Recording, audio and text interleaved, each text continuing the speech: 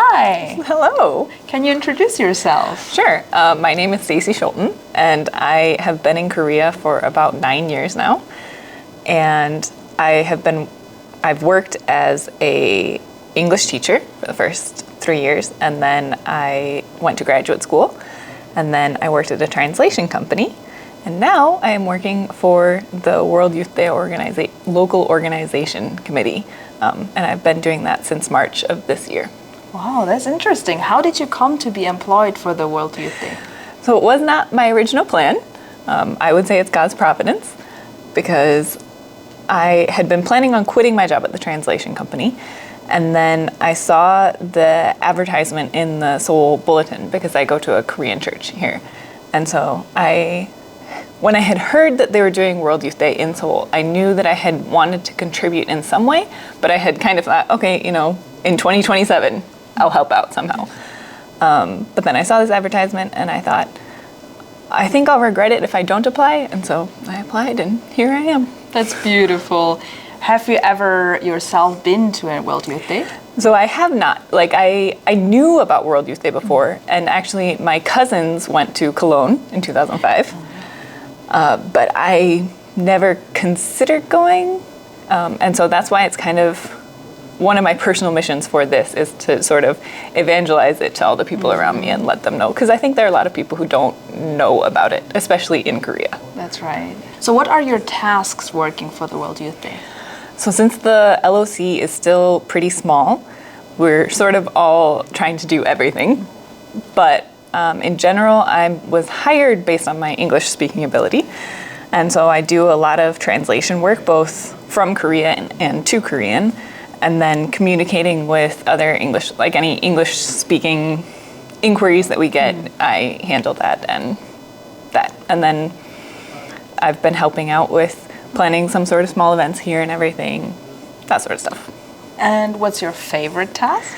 My favorite thing that I've done so far was translating previous information on World Youth Days, like the previous World Youth Days, Madrid, Cologne, because it sort of, as a person who hadn't attended a World Youth Day, it gave me an idea of, okay, here is what we are going to have to be doing, here are the challenges that we'll face, or the joys that we're going to be able to experience.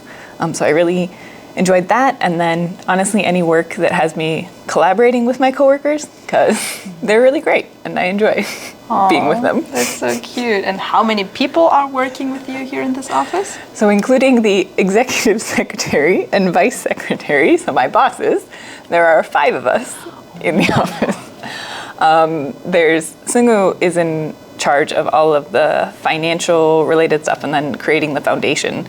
And then Hyun makes everything run smoothly for all of us. And we're looking to hire more people, obviously, as I go along. But right now, on the higher levels, the bishops and priests are discussing how to organize it in a way that matches Korea. And so once that gets set up, we will hire more people. Yeah, so a small team, but a strong team with a lot of potential. Exactly. Thinking back a little, the experience with the Jamboree in 2023 was not so good. So there are a lot of questions all over the world. What would you like the parents, the priests, the bishops to know? What is changing in the organization? So I think it's important to remember that we did not plan the Jamboree. That's true. That it did happen in Korea, but it is in no way associated with the Archdiocese of Seoul. But that being said, obviously it's something that we hear a lot about in terms of, okay, Korea messed this up, how are you guys going to make sure that you don't do that? And so reading through the review of the panel that sort of went through and tried to find the problems, they highlighted 3 things, which were the lack of agreements, contractual agreements between the international organization and the local organization, and then too much Korean government cooperation on the local level, which meant that the cooperation between the international and the Korean committees wasn't done well. And then the lack of communication, clear communication between the host and all of the stakeholders. And so with regards to the Korean government influence, I don't foresee that being an issue, because since it's a religious event. While we are working with the government to try and make a special law, regarding World Youth Day and, visa applications, those sorts of things, there is a limit to the amount of involvement the Korean government wants to take. So I don't see an issue with that. For the contractual agreements between the international and local organizations, I think because the Dicastery for Laity, Family, and Life, they're the ones who are consistently in charge of World Youth Day, right? And on the Holy See level. And so they already have the protocols in place. And so I see that we have those agreements already of figuring out who needs to do what, the responsibilities and everything. And then for the communication, I think that's something that our LOC is really focused on right now, especially Bishop Lee, ever since he was ordained as the bishop and appointed as the general coordinator. He's really been pushing for clear lines of communication and constant communication, especially with the DLFL. And so when we had the kickoff ceremony for the WID Seoul 2027, the secretary and the head of the youth office both came to Korea and they had meetings.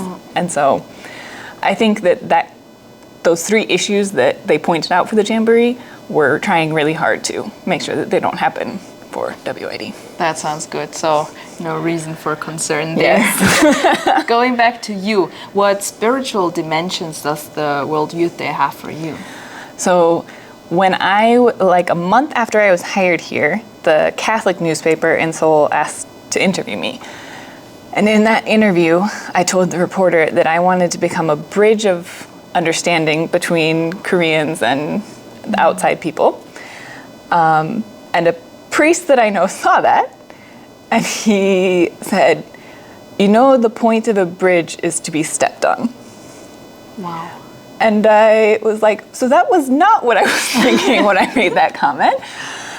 But in praying about it and meditating on it, I do feel like that's an attitude that God is calling me to have in this preparation process of being able to set aside my will, my desires, and focus on what God wants for this event that is ultimately His. Trying to grow in that Christ-like ability to pour myself out for others. I feel like that is what God is calling me to. Wow, that's amazing. That sounds so amazing. Then let's move on to kind of more Korea-specific questions. So what was some cultural aspect that kind of surprised you when you came here for the first time? Yeah, so I came here like 10 years ago, right? So I think in some ways a lot of cultural aspects might have changed in that time. But one thing that really struck me, and that I think is relevant for people who might do homestays, is that in Korea, if you finish all of your food, that means that you want seconds. It means you're still hungry. You're like, oh, this wasn't enough. And so I actually did a homestay for 2 years. And I think for probably the first year, it was so hard because my homestay mom would give me a big bowl of rice. And where I come from, I'm told you're supposed to eat everything, right? It's impolite if you leave anything. So I would force myself to eat it all. And then my host mom would be like, more rice? I'm like, no, please, no. So that's something for people who are going to do homestay. If you don't want seconds, just leave a little bit there so that you don't get offered more. That's good advice.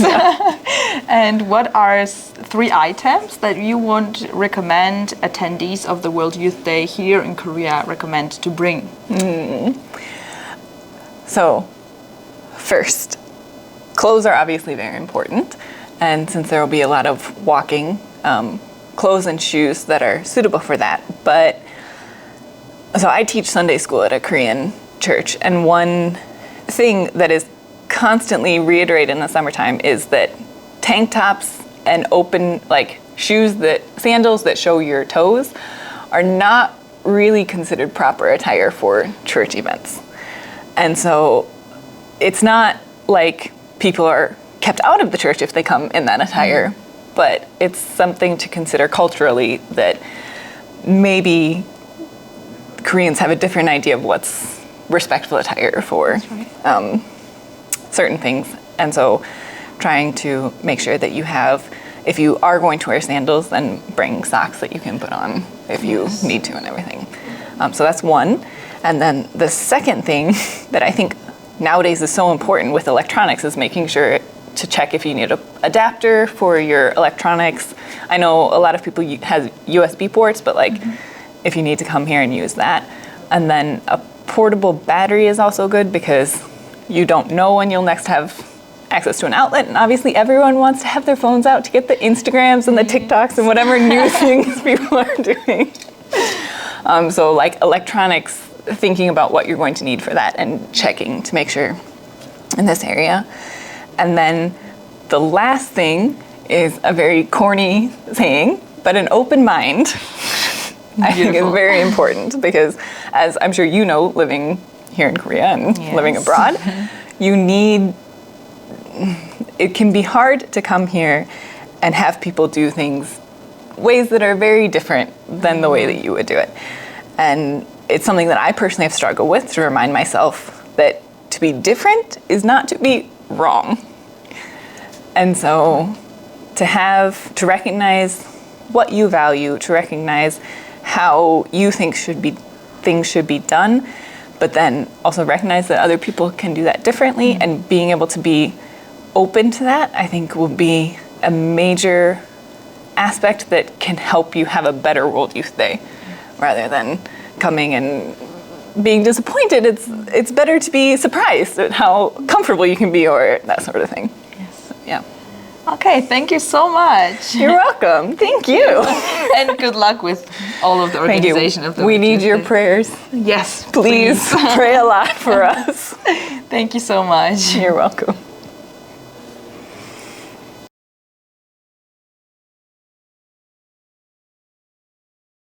Hello, everyone. I am here with our beloved Pope Francis and our beloved Archbishop Chung. And I would like to invite you to World Youth Day Seoul 2027. I know that it might seem like it's a long ways away, or it might seem like Korea is too far of a country or too different of a culture, but I highly encourage you to consider joining us here. If you're already planning on coming and you want to know a little bit more about how you can spiritually prepare for the journey, here in Korea, we are doing in Korean, it's 1 billion decades of the Rosary. So for those of you that are good at math, figure out how many rosaries that is. So if you would like to join us in praying the Rosary for the preparation for WID, that would be very helpful. Also, we have a prayer for the preparation of WID that I'm sure we can put in the comments or in the description of this video, that you could pray with us. I personally am focusing on how I can become a bridge for the country that I call my second home, and all of the people back home from where I'm from. I encourage you to look into Korean culture, specifically the Korean Catholic faith, because they have a very unique story in terms of how they were evangelized, and then how they live out their Korean identity and their Catholic identity. So I hope to see you all there, and please pray for us. Thank you.